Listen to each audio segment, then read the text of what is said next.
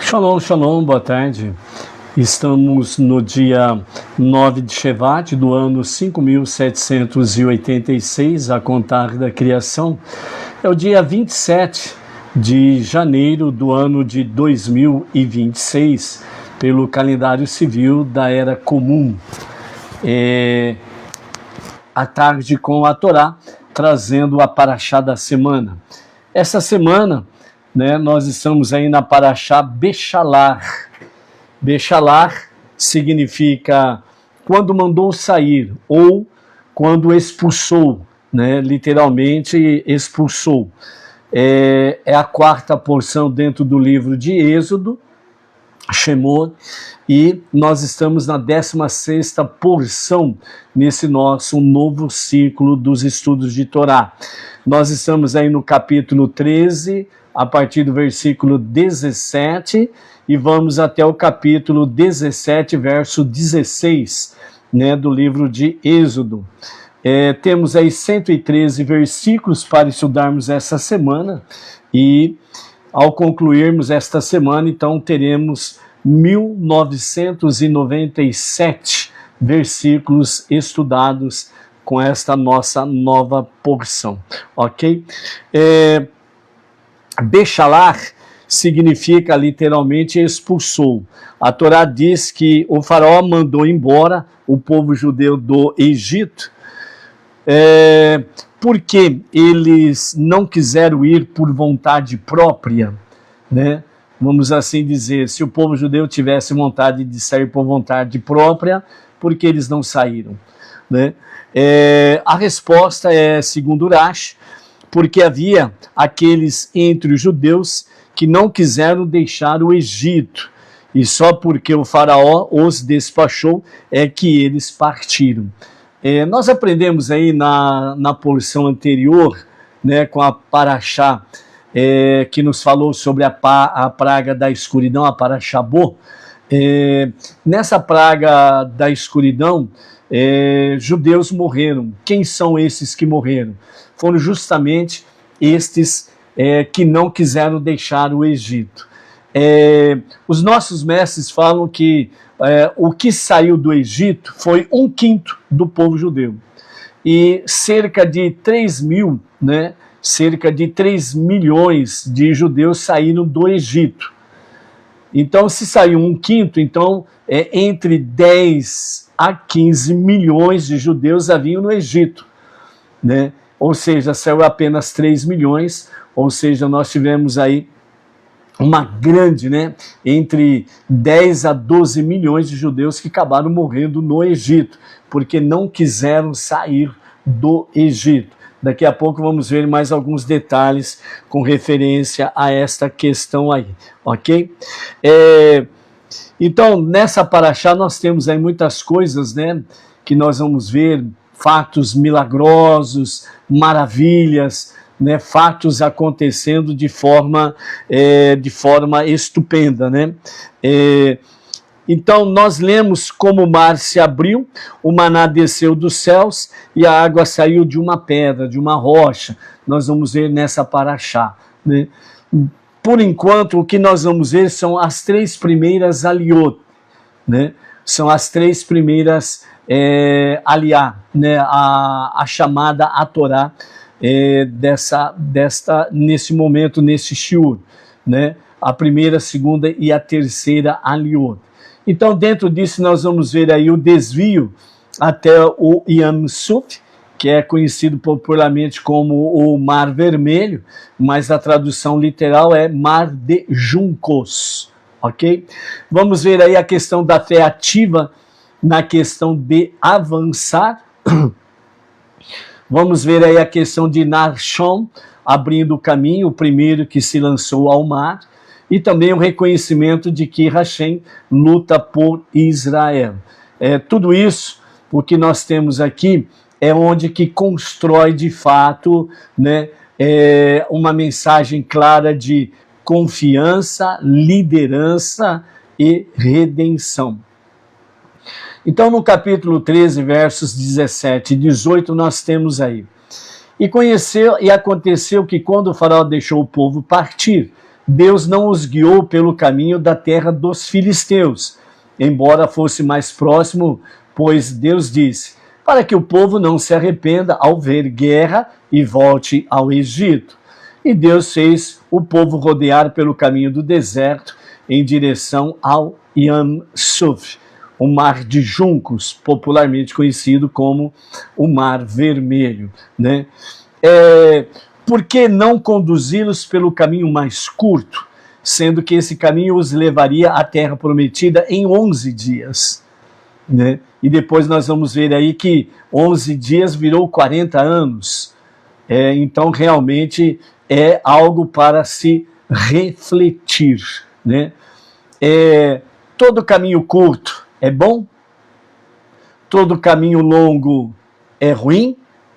Ou será que todo caminho curto, ou a maioria dos caminhos curtos, pode ser ruim e a maioria dos caminhos longos podem ser muito bons? Por isso, Rashi ele comenta citando o seguinte Midrash: o caminho dos filisteus era curto, mas ele era perigoso, porque havia guerras. Por isso, a própria passagem que nós vimos aqui, Êxodo 13, 17 e 18, nos fala que eles não vendo a guerra, venham realmente a querer voltar ao Egito. Né? Então, o povo recém-liberto ainda não tinha força espiritual suficiente para poder enfrentar grandes conflitos. Se vissem guerra logo no início da sua libertação, né, eles poderiam dizer, o caminho é muito perigoso, é melhor voltarmos para o Egito. Então, realmente, Deus os conduziu, desviou o caminho para o Yam Suf, o Mar de Juncos. Então, dessa forma, nós aprendemos uma questão. Deus, ele educa o povo passo a passo no seu compasso. Ou seja, a didática de Hashem não é atropelar as pessoas, mas realmente conduzi-las passo a passo no seu compasso para que possam aprender adequadamente e tomarem posições de uma fé ativa e não de uma fé passiva. Então, por isso, a liberdade física já havia acontecido, mas a liberdade interior ainda estava em construção, em desenvolvimento, em progresso. Então, por isso, realmente, Deus educa no passo a passo. O desvio não foi um atraso? Às vezes alguém pode dizer, sim, foi um atraso. Mas a resposta que Rashi traz para nós é, não, o desvio não foi um atraso. Na realidade, foi preparação para algo melhor e maior. Então, Narmanides, ele explica que o caminho do deserto fortaleceu a fé, acostumou o povo a depender de Deus, por isso nós temos aí o maná, né, a água, a proteção, 24 horas por dia.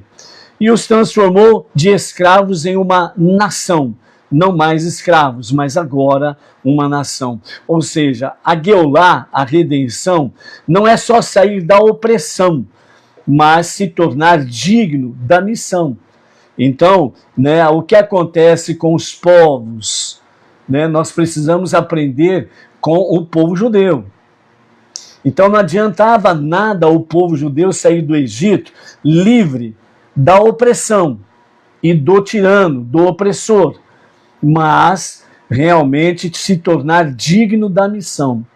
Então não adianta nada nós olharmos aí para os tiranos de plantão no nosso dia a dia e almejarmos uma libertação, uma redenção, se nós não tivermos realmente não nos tornarmos, melhor dizendo, dignos da nossa missão. Você precisa, de fato, analisar a sua missão.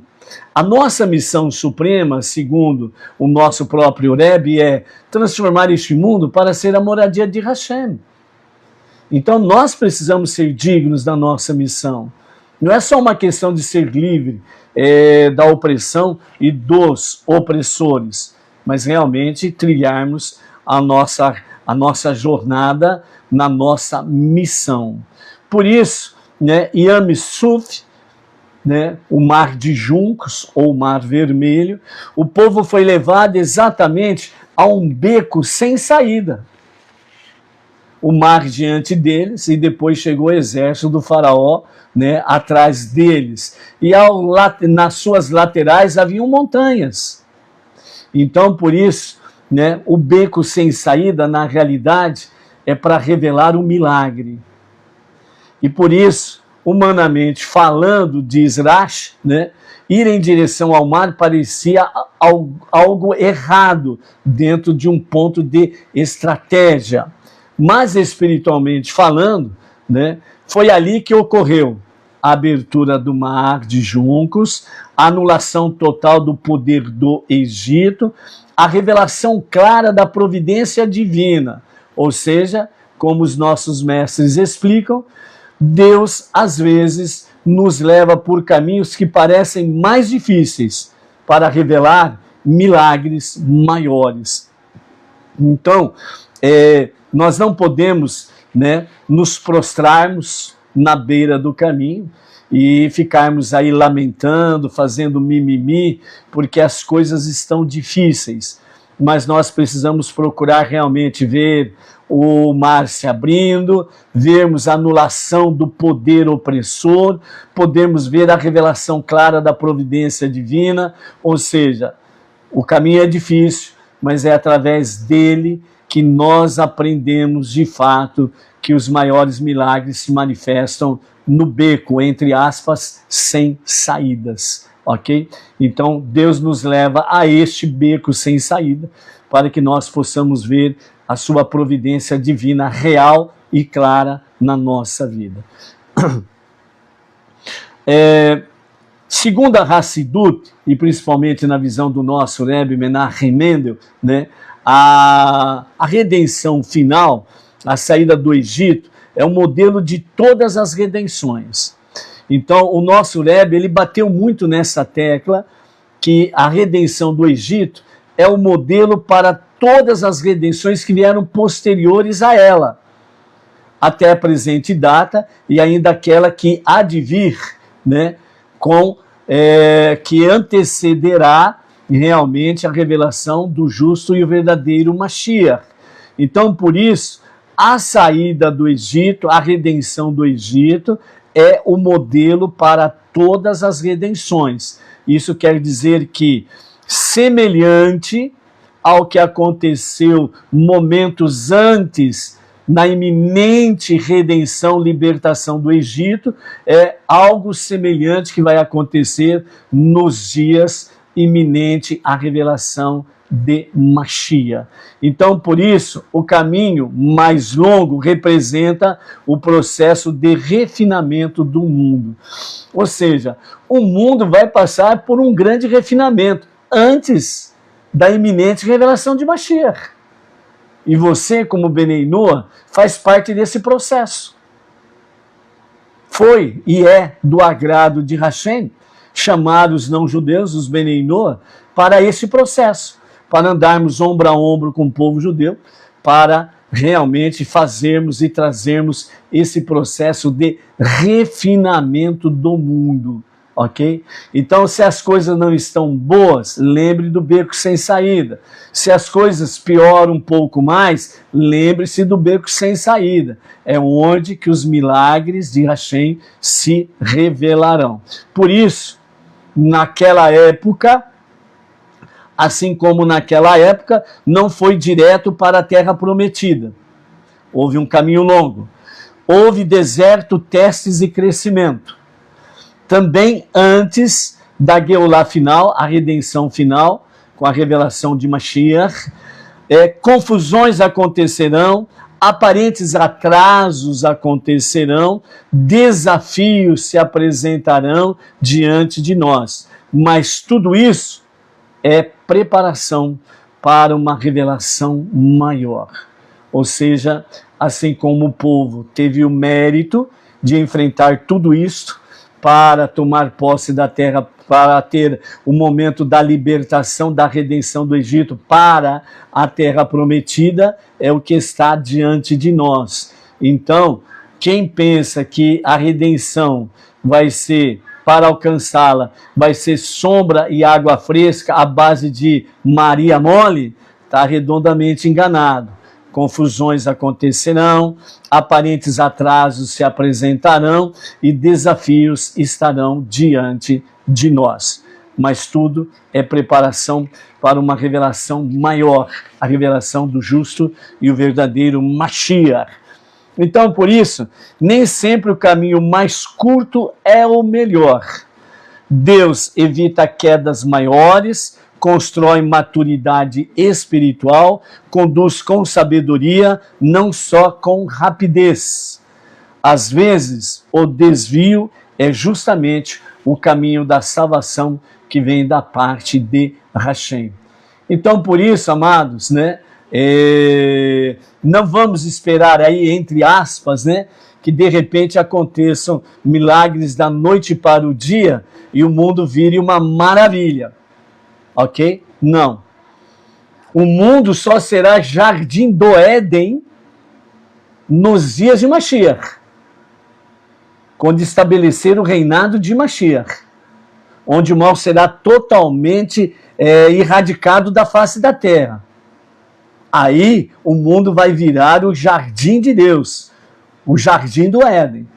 Mas até que isso aconteça, lembre-se dos desafios, lembre-se realmente das confusões, dos atrasos, bem como nós precisamos estar prontos para enfrentarmos essa realidade para algo maior, ok? Quando nós chegamos aí no capítulo 13, verso 19 de Shemot, Êxodo, nós encontramos aí: e Moshe tomou consigo os ossos de Iosef, pois ele havia feito os filhos de Israel jurarem, dizendo: certamente Deus vos visitará, e farei subir meus ossos daqui convosco, né? Então, segundo alguns Midrashim, né, nós temos aí as seguintes revelações. Por que justamente Moshe se ocupou disso? De ir atrás dos ossos de José, enquanto o povo estava atrás de ouro e prata. Então, segundo o Midrash Sotá 13a diz: enquanto o povo estava ocupado pegando ouro e prata dos egípcios, Moshe estava ocupado com cumprir uma mitzvah, um preceito, um mandamento, que era exatamente procurar os ossos de Iosef. Os sábios concluem: o sábio de coração, ele escolhe as mitzvot. Quem não é sábio de coração, ele fica atrás das questões materiais e deixa as espirituais para segundo, terceiro, quarto plano. Moshe priorizou valores eternos e não ganhos materiais passageiros. Então a lição que fica para nós é exatamente esta: os sábios de coração escolhem as mitzvot e Moshe priorizou valores eternos e não ganhos materiais, seculares, passageiros, que amanhã não existirão mais. Então a lição que fica é priorizar os valores eternos. Onde estavam os ossos de Iosef, os restos mortais de Iosef? Segundo o Midrash, os egípcios haviam colocado os restos mortais de Iosef num caixão, e dentro do rio Nilo, né, um tipo de cofre, um esquife a estilo cofre, que muito pesado que era, ele submergiu para ir às profundezas do rio Nilo, né? Dentro desse aspecto, né, a visão dos egípcios era que as águas seriam abençoadas com a presença de Iosef, o Nilo não se secaria, e com isso haveria sempre realmente terras férteis no Egito, ok? Então, Moshe não sabia onde estava.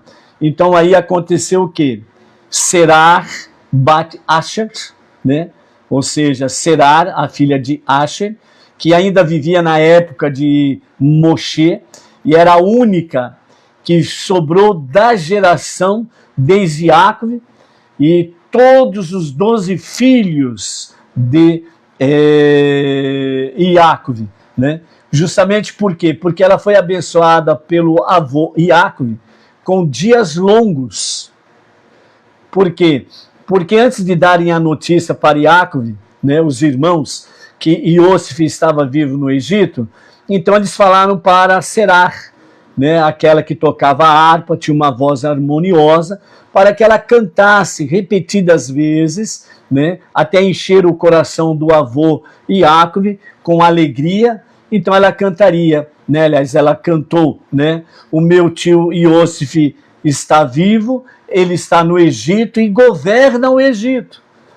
Né, segundo o Midrash fala que ela cantou nesta frase repetidas vezes até que a alma, o espírito de Jacob se alegrou e ele sorriu. E ele, né, abençoou Serach por esse cântico com longos dias. Então toda aquela geração passou. Ela não, ela permaneceu. E nos dias de Moshe, ela foi e mostrou para Moshe realmente aonde estavam os restos mortais de Iosif, né? Então Moshe chegou à beira do rio, no ponto que ela indicou, né? E então Moshe chamou: Iosif, chegou a hora da redenção. E o caixão milagrosamente veio à superfície, e eles tomaram os restos mortais, os ossos de Iosif, para conduzir à terra prometida, onde seriam sepultados na terra de Shechem, né? Por que Iosif mereceu esse mérito especial?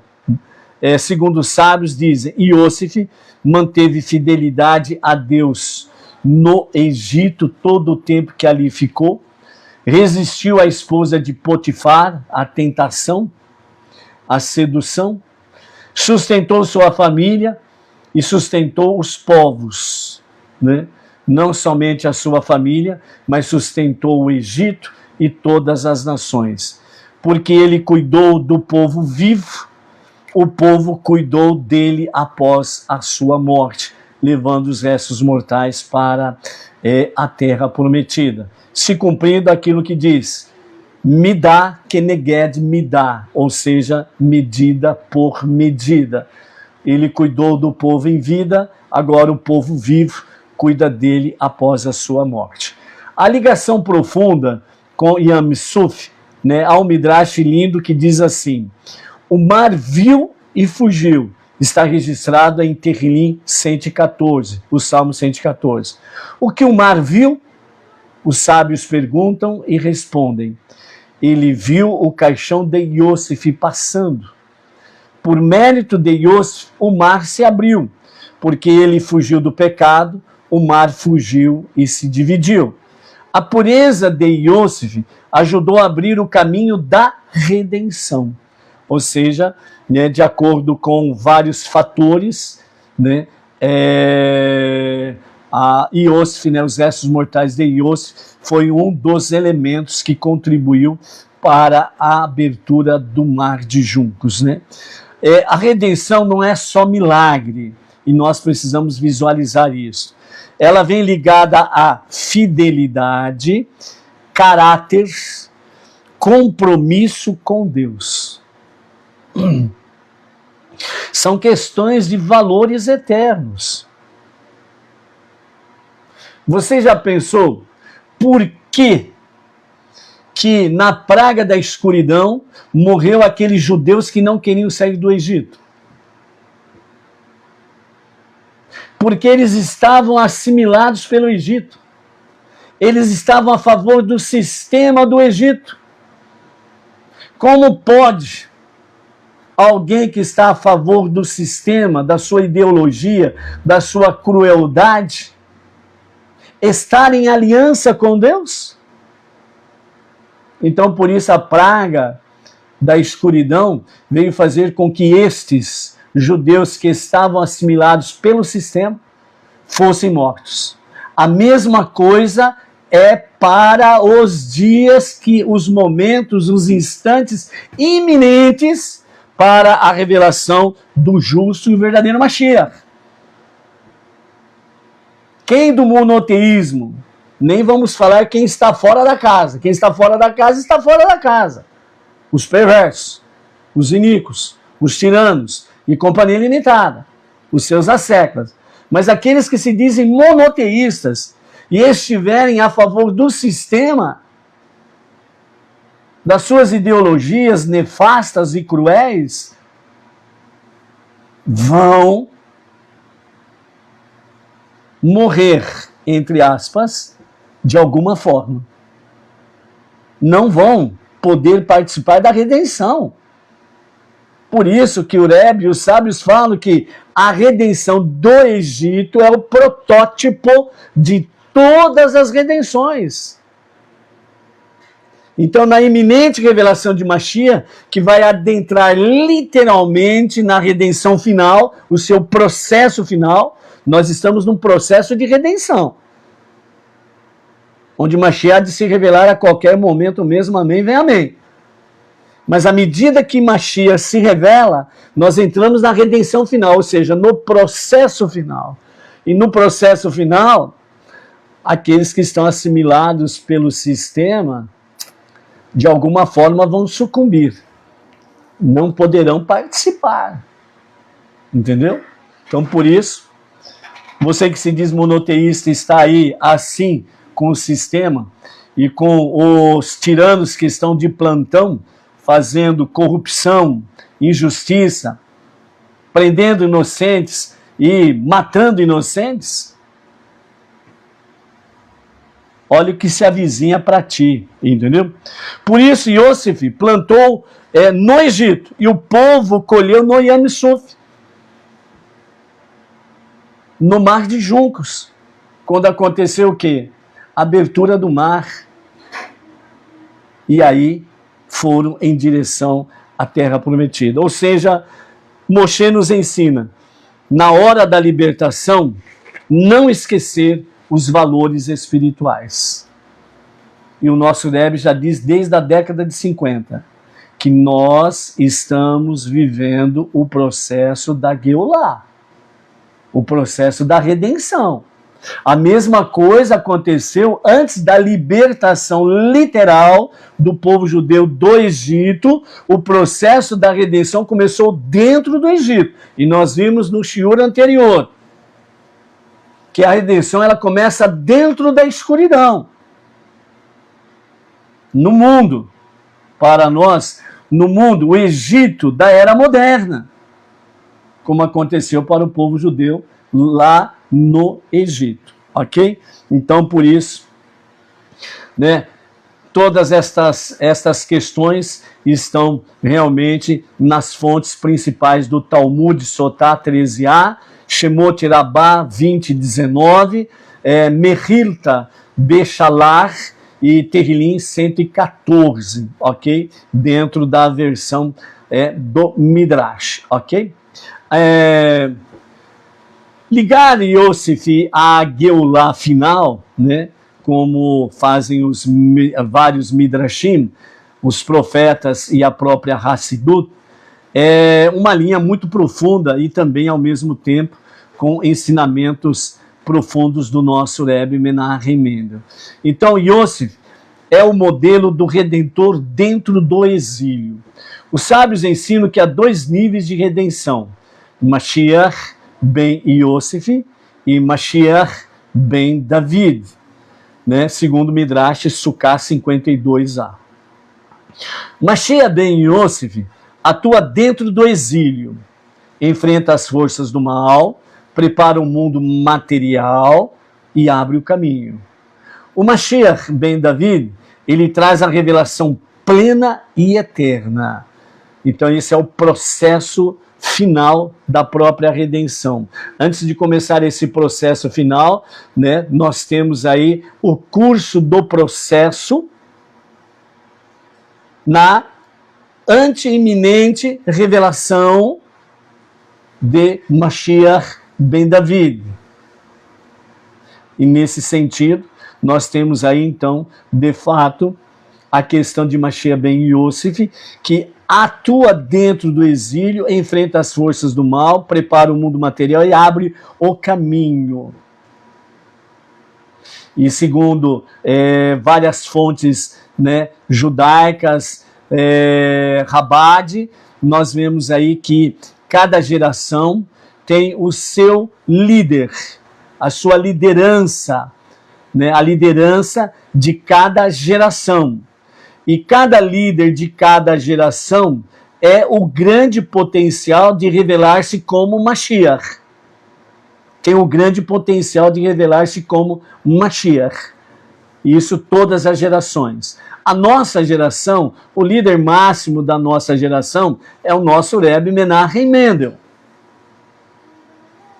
Então, podemos dizer que como Mashiach ben Yosef, ele está preparando toda esta geração para a revelação de Mashiach ben David.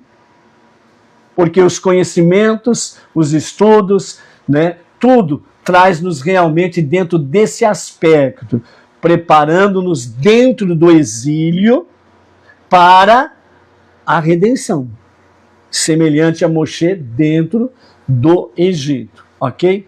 Então, por isso, Yosef foi o primeiro redentor prático. Ele desceu ao Egito, exílio, o nosso Rebbe, ele estava no exílio, governou dentro do sistema egípcio, governou dentro, né, do sistema egípcio. Em Nova York fica a tal da ONU, Organização das Nações Unidas, lá no Brooklyn.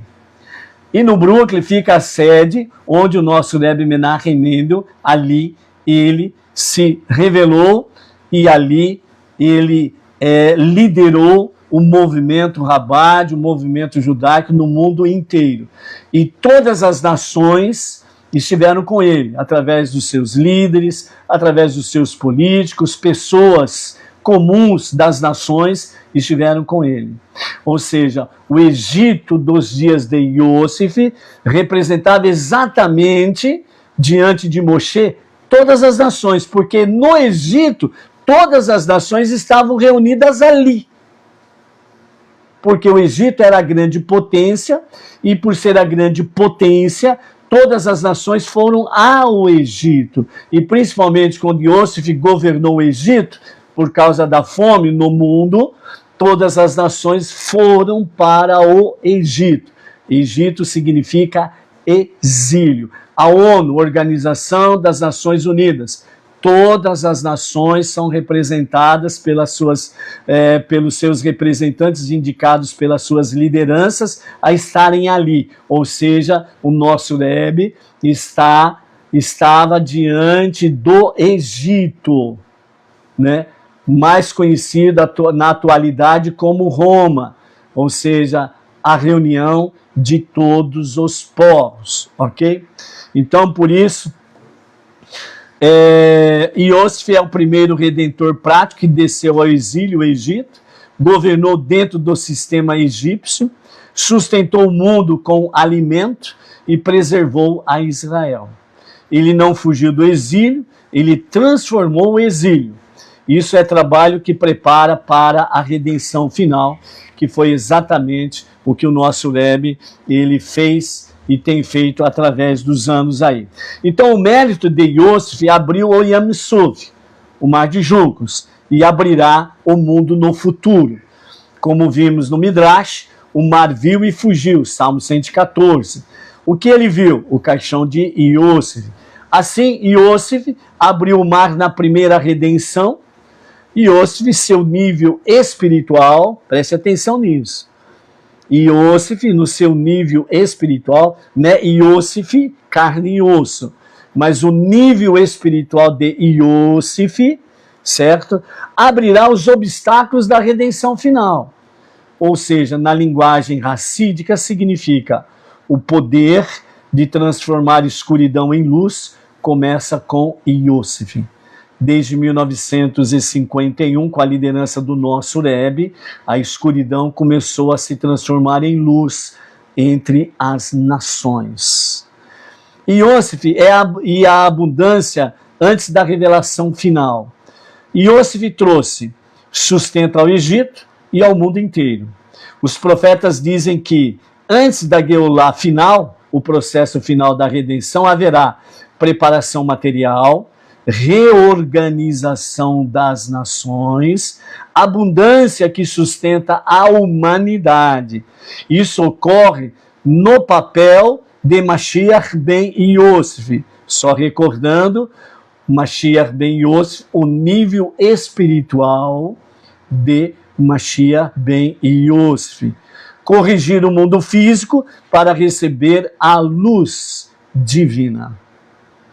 Exatamente aquilo que o nosso Rebbe tem feito através desse tempo todo, desde 1951, onde, através dos seus ricos ensinamentos, a escuridão está se transformando em luz, o mundo está conhecendo o monoteísmo com fundamento judaico e orientação rabínica. E os rabinos, emissários do Rebbe, que têm atendido o seu apelo de ir às nações e, dessa forma, levar o monoteísmo com fundamento judaico e orientação rabínica e as 7 leis, estão cumprindo exatamente o que o Rebbe estava ensinando, moldando para esta última geração. E aqui no Brasil, o nosso Rav Yaakov Gerenstad, né, em 2012, ele assumiu esse papel importantíssimo, né, sobre a questão Benei Noah. Depois apareceram outros rabinos dentro desse escopo aí também. Yosef como fundamento da confiança. Segundo a Kabbalah, Yosef representa a Sefirá de Yesod, fundamento, conexão. Então, o que Yosef faz? Ele conecta o espiritual e o material. Exatamente aquilo que o nosso Rebbe tem feito desde 1951.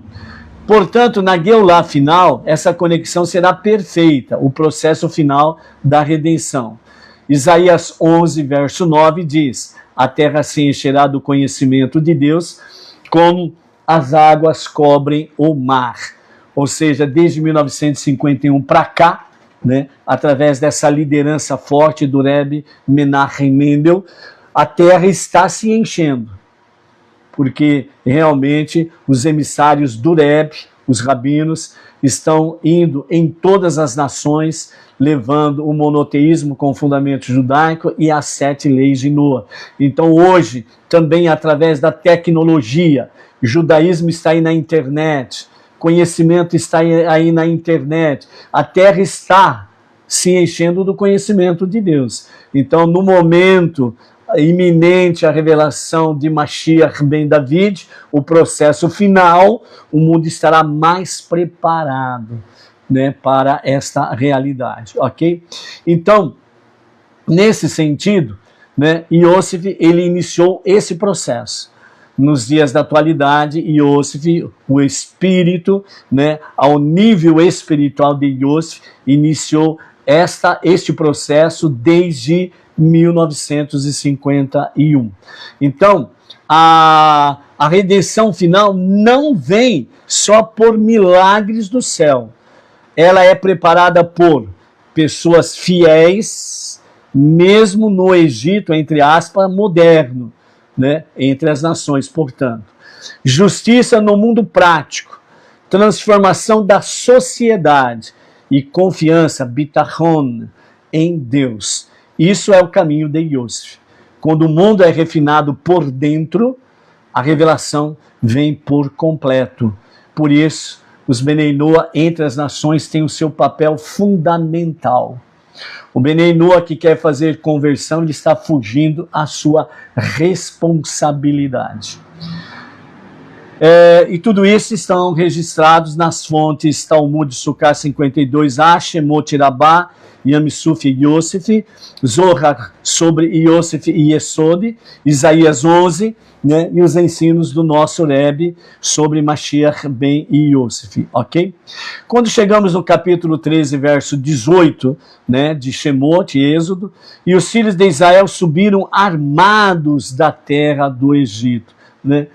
ou seja, no hebraico está escrito a seguinte palavra, Hamushim, Hamushim, né?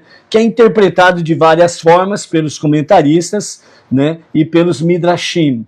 E cada um traz uma lição importante para o nosso conhecimento. Rashi, ele comenta, armados, ou seja, preparados para a guerra. Então Rashi explica no sentido simples, Peshat, né? Sair organizados, armados como um exército, não mais como escravos desorganizados, mas como uma nação em formação. A mensagem que nós temos aqui é que a redenção ela traz dignidade, estrutura e força. Um outro Midrash traz que 1/5 saiu do Egito, né? Então, Rashi, ele também cita esse Midrash famoso, a palavra Hamushim, que está conectado com Hamesh, que é 5, né? Então, portanto, 1/5 do povo saiu do Egito. Ou seja, saiu do Egito cerca de 3 milhões de judeus na sua totalidade, né? E no Egito havia entre 10 a 15 milhões de judeus que ali viviam. Se saiu 1/5, portanto, né, nós temos aí, né, uma média de entre 7 a 12 milhões de judeus que morreram na praga da escuridão, porque estavam assimilados pelo sistema.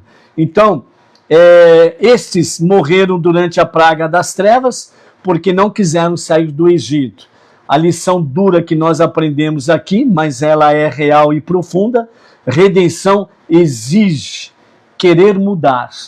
Aquele famosa questão, não adianta querer ficar com o pé em 2 canoas, que não dá certo. Então, a redenção, na realidade, ela exige mudança real na vida da pessoa. Esses 3 milhões que saíram do Egito, né, que foram contados apenas 600 mil homens da idade de 20 a 60 anos, certo? Então, requer mudança, uma mudança de atitude, de caráter, de vida, de ação, de exemplos, e por aí afora vai, certo? Não pode ser igual o faraó, que ele tinha mudanças, né? Parecia que ele estava arrependido, mas na realidade não, ele estava era apavorado, ele estava tomado de terror. Então, quando ele pedia para Moshe orar por ele, para encerrar as pragas, etc. e tal, não era arrependimento, era terror. Ele estava realmente em terror diante dos acontecimentos.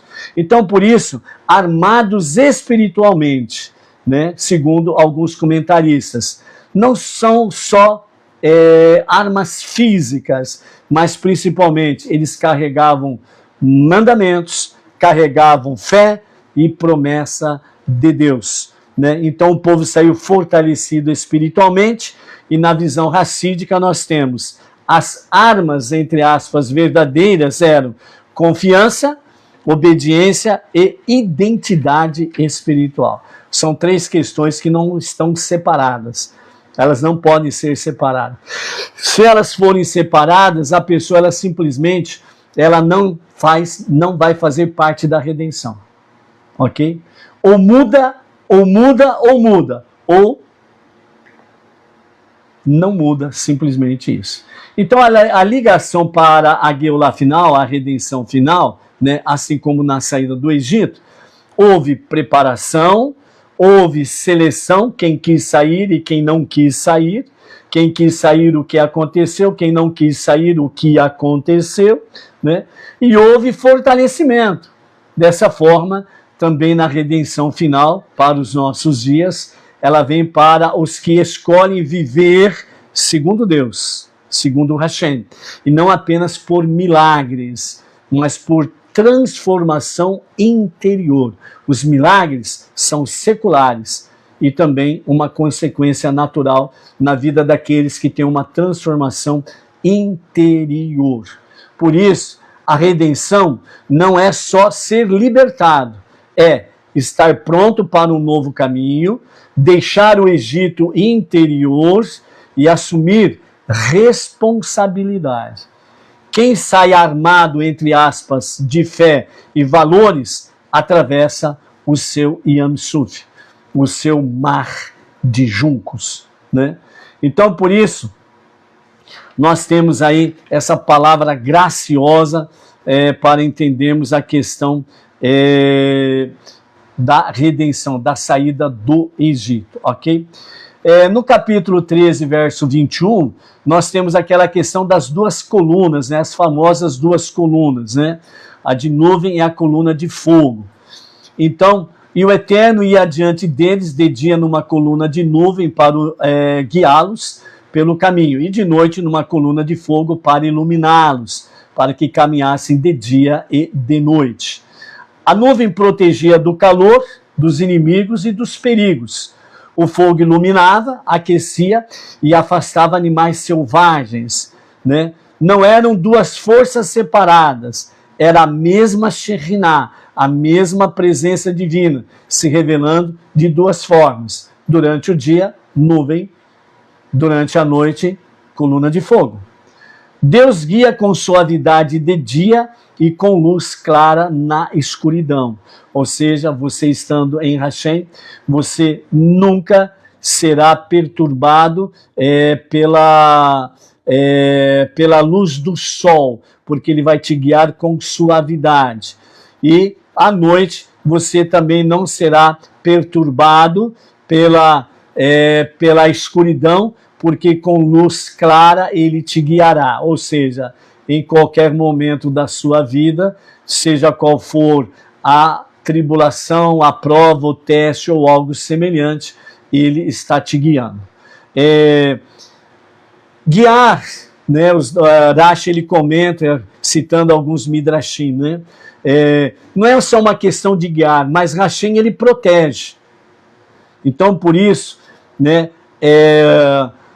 Segundo o midrashim Shemot Rabbah, cita para nós que o guiar pelo deserto significava proteger, ou seja, ele nivelava as montanhas, ou seja, o terreno era sempre plano para o povo judeu andar, não tinha altos e baixos. Ele erguia vales, né? Então as montanhas eram rebaixadas e os vales profundos eram erguidos para aplainar, para o povo poder andar. Eliminava serpentes e escorpiões, animais peçonhentos, selvagens e companhia limitada. E limpava o caminho. Era um caminho limpo para que eles pudessem trilhar. Era como uma estrada milagrosa no deserto. Então a redenção inclui cuidado total, não só libertação. Ele cuida. Ele não só guia, mas ele cuida realmente de cada um de nós, sem sombra de dúvidas. Por isso, né, no Yam Suf, no deserto, no mar de juncos, né, a coluna se moveu, segundo Shemot, Êxodo capítulo 14, 19 e 20, os versos que falam que a coluna saiu da frente e foi para trás do povo.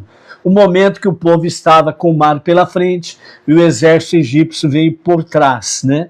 E aí então a coluna saiu da frente e veio atrás do povo para fazer separação entre o povo judeu e o exército do Egito. Então, dessa forma, a coluna ela separou Israel dos egípcios.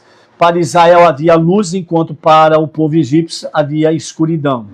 Para os egípcios, né, havia a escuridão e a confusão entre eles, porque no escuro eles ficaram confundidos. O mesmo sinal divino protege os justos e bloqueia o mal.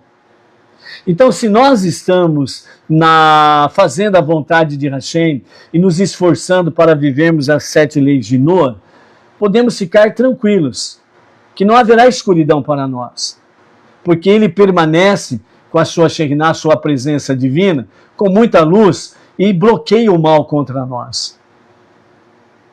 Então o mal não pode nos tocar, ok? Então por isso, a ligação com a Geulah final, a redenção final, os profetas dizem, principalmente Isaías capítulo 4, verso 5, o Eterno criará sobre todo lugar uma nuvem de dia e fogo resplandecente de noite. Ou seja, assim como no Êxodo, a redenção final virá acompanhada de guia clara e proteção divina visível. Ou seja, os que estiverem no monoteísmo, com fundamento judaico, orientação rabínica, à luz da Torá, à luz das 7 leis de Noa, estarão contemplando diante de si a guia clara, que significa, você vai perceber que você está sendo guiado de forma clara, no caminho correto, na verdade, você não vai ter confusão. Você não vai ficar em dúvida, será que é, será que não é, será que estou certo, será que não estou certo? Haverá uma direção clara nas nossas vidas. E dessa forma, a proteção divina, né, ela será visível. Ou seja, nós vamos experimentar realmente da presença divina, de milagres, de proteção, libertação e coisas nesse sentido aí. Por isso a Hassidut explica. A Geulah final, essa presença será ainda mais revelada, não apenas para Israel, mas para toda a humanidade. Antes que você pergunte, é só para Israel ou para as nações? Então, a Hassidut já dá a resposta.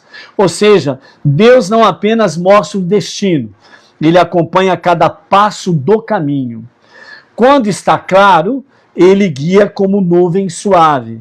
Quando está difícil, ele ilumina como fogo forte. Ou seja, ele nunca abandona o seu povo. Ele sempre está junto com o seu povo. Ok?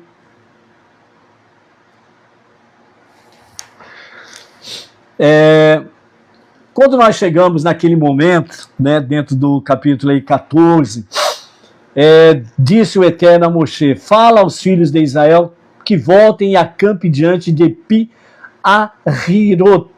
entre Migdol e o mar, diante de Baal-Tsefon. Né? Parece um retrocesso, mas na realidade há um processo e não retrocesso. Por que voltar? Né? Segundo Rashi, ele cita o Midrash dizendo, Deus mandou o povo voltar um pouco para trás, para confundir os egípcios, fazê-los pensar que Israel estava perdido no deserto, atraí-los para dentro da armadilha divina. O faraó diria, capítulo 14 aí, eles estão desnorteados na terra, o deserto os fechou. Era estratégia divina para provocar a queda final do mal, a queda final do Egito.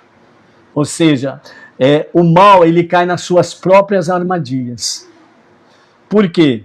Porque é medida por medida. Ele mede as coisas pela sua régua. E a régua do mal sempre acaba mal porque ele leva o próprio praticante do mal à sua própria armadilha, como está escrito, né? Aquele que cava uma cova para o próximo cair, ele mesmo cairá na sua própria cova, ok? Então é estratégia divina. O que era Pi-Ahirot? Rashi explica, significa boca da liberdade. Pi significa boca ou abertura e Herut significa liberdade. Então, Pi-Ahirot significa boca da liberdade. Lugar simbolizando a passagem da escravidão para a liberdade completa. Era ali que o poder do Egito seria quebrado de vez. O poder do mal cairia definitivamente por terra, sem poder se levantar. Tanto é que o Egito nunca mais se levantou como o era. Então, Baal-Tsefon, que era um ídolo, uma divindade, um deus para o Egito, então o faraó achou que aquela divindade, que era a única que sobrou em todo o Egito, então ele acreditou que aquela divindade, somente aquela divindade, poderia vencer o povo judeu. E por isso ele realmente vai para a boca sem saída, né, onde o povo judeu estava, diante deles o mar e atrás o próprio exército do Egito, né? Então era o beco sem saída, entre aspas, por assim dizer, Então o faraó se dirige para lá, achando que poderia vencer o povo judeu e o Deus do povo judeu, né? Então, dessa forma, o cenário estava perfeito para a revelação divina. Montanhas, mar à frente e o exército egípcio atrás, né? Então, a ligação nos mostra aqui que quando não há saída humana, aparece a saída de Deus. É aquele momento em que você tenta tudo, não tem mais nada a fazer, você fala, só Deus que pode resolver isso daqui. É exatamente esse beco sem saída. Então a ligação com a redenção final é, assim como aqui parecia um retrocesso, né? Parecia uma confusão e parecia perigoso, mas era uma preparação para algo maior, ou seja, um milagre maior. Os mestres explicam que antes da Geulah final, o mundo também parecerá encurralado. E então virá a revelação suprema de Deus. Ou seja, o mundão está ruim, não se desespere, vai ficar um pouquinho pior. Mas depois vai melhorar. Ok? Então, por isso, esteja atento a esses ensinamentos da Torá, porque como foi nos dias do Egito, a libertação e redenção do povo judeu, assim será nos dias atuais. Então, às vezes, Deus manda voltar para avançar de verdade. O que parece atraso pode ser estratégia divina, preparação para a libertação completa e a quebra final do mal. Por isso que quando você diz assim, parece que o mundo está num retrocesso, lembre-se disso. É a quebra final do mal. Quando você escuta, bom, parecia que a gente já tinha visto de tudo, mas eles fazem alguma coisa que nos surpreende e mais uma maldade se apresenta por aí. É a quebra final do mal, ok? Então, por isso, não esqueça desse detalhe, sem sombra de dúvidas aí, ok?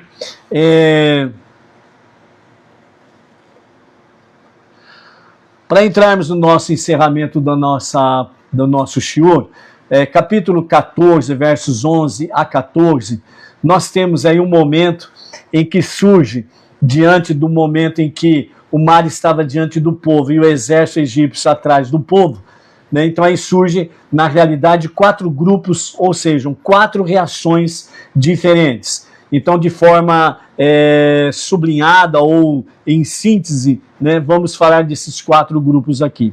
O primeiro grupo disse, vamos nos jogar no mar. Então eles pensavam, melhor morrer afogado do que voltar à escravidão. Isso representa desespero, falta de esperança, falta de confiança. Você está nesse grupo?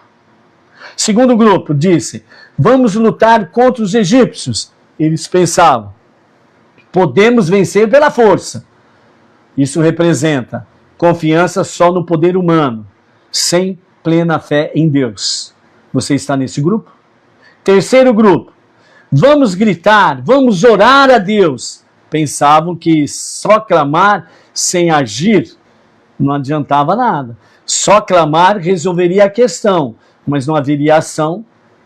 Isso representa fé passiva, sem responsabilidade prática, ou seja, sem mudança.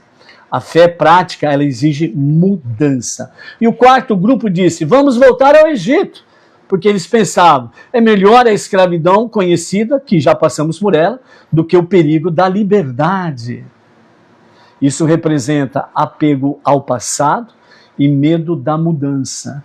Se você está apegado no passado e tem medo de mudança, você está sendo reprovado, ok? A resposta de Moshe, né, foi bem clara. Moshe, ele responde a cada grupo da forma seguinte.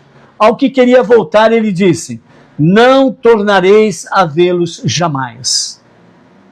Aqueles que estão metendo medo de vocês, vocês não verão mais. Eles vão desaparecer. O mal tem data de validade.